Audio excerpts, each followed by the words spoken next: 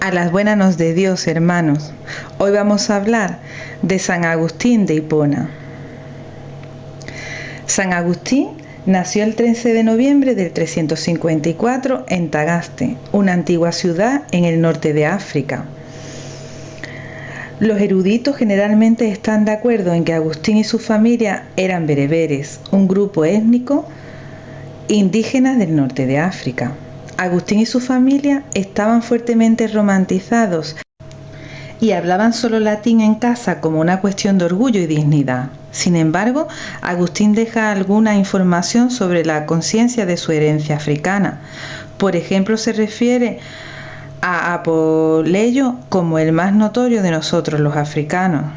Su padre, llamado Patricio, era un pequeño propietario pagano y su madre la futura Santa Mónica, expuesta por la Iglesia como ejemplo de mujer cristiana, de piedad y bondad probada, madre abnegada y preocupada siempre por el bienestar de su familia, aun bajo las circunstancias más adversas.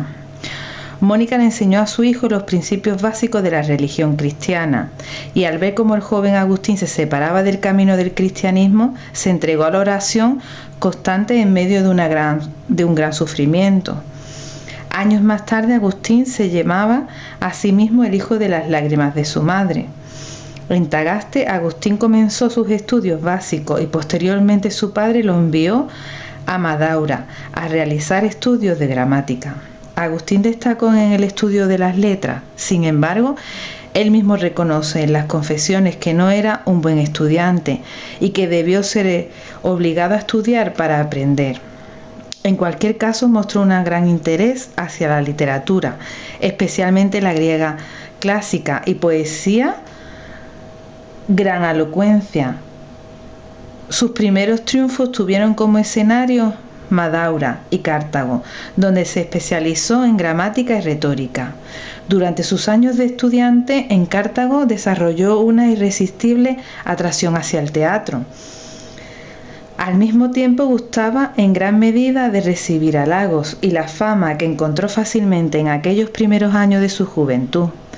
Durante su estancia en Cartago mostró un genio retórico y sobresalió en concursos poéticos y certámenes públicos, aunque se dejaba llevar por sus pasiones y seguía abiertamente los impulsos de su espíritu sensual.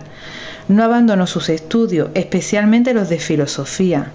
Años después, el mismo Agustín hizo una fuerte crítica sobre esta etapa de su juventud.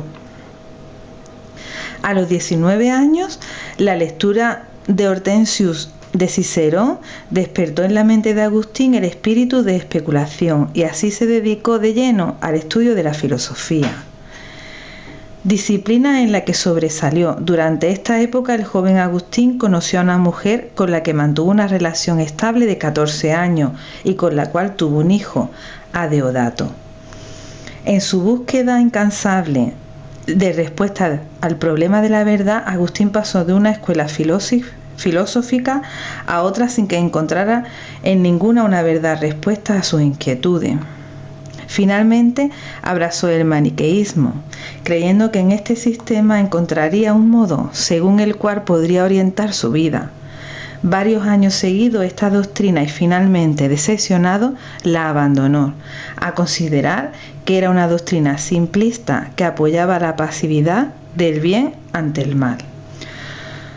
Sumido en una gran frustración personal, decidió en 383 partir para Roma, la capital del Imperio Romano.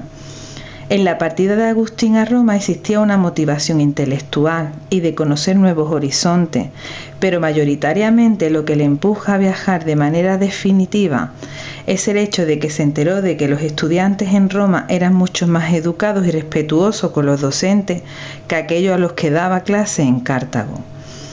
Su madre quiso acompañarle, pero Agustín la engañó y le dejó en tierra. En Roma enfermó gravemente. Tras restablecerse y gracias a su amigo y protector Simaco, prefecto de Roma, fue nombrado Magister Rhetoricae en Medialunum, la actual Milán. Agustín, como maniqueo y orador imperial de Milán, era el rival en oratorio del obispo Ambrosio de Milán. Su conversión al cristianismo. Fue en Milán donde se produjo la última etapa antes de la conversión de Agustín al cristianismo. Allí empezó a asistir como catecúmeno a las celebraciones litúrgicas del obispo Ambrosio, quedando admirado de su predicación y de su corazón.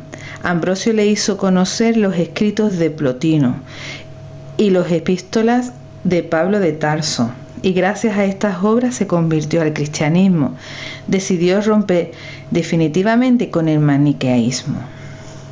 Esta noticia llenó de gozo a su madre, que había viajado a Italia para estar con su hijo, y que se encargó de buscarle un matrimonio acorde a su estado social y dirigirle hacia el bautismo. En vez de optar por casarse con la mujer que Mónica le había buscado, decidió vivir en ascesis, decisión a la que llegó después de haber conocido los escritos neoplatónicos, gracias al sacerdote Simpliciano y al filósofo Mario Victorino, pues los platónicos les ayudaron a resolver el problema del materialismo y el del origen del mal. El obispo Ambrosio se ofreció la clave para interpretar el Antiguo Testamento y encontrar en la Biblia la fuente de la fe.